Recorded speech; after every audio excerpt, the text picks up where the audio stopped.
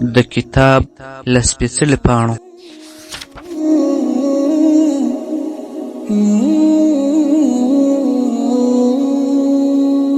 په 628 میلادي کال د رسول الله صلی الله علیه وسلم په قومنده کې له مدینې منورې څخه 1.5 کیلومتره لرې د خیبر په مقام باندې یهودیانو له اسلامي لښکر څخه عبرتناکه ماته وخوړه.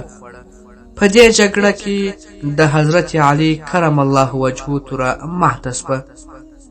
په دې جګړه کې 14 نفره جلیل القدر صحابه کرام شهیدان کړل شول او سلګونه یهودیان مردار شول.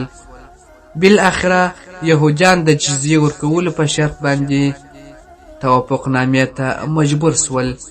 په دې جګړه کې د یهودیانو بنو نظیر قبیلې سردار حی بن اخطب لور صفیه هم ونیول شوه چې دا بیا وروسته د رسول الله صلی الله علیه وسلم بیبي شوه.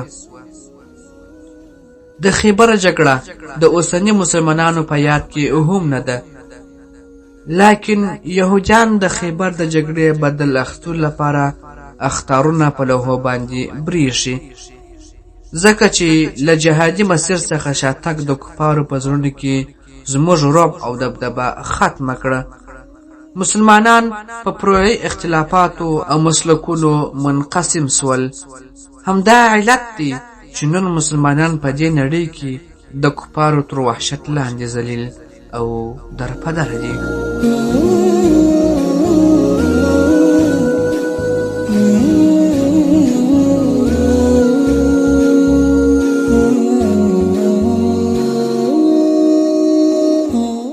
د کتاب له سپېڅلو پاڼو.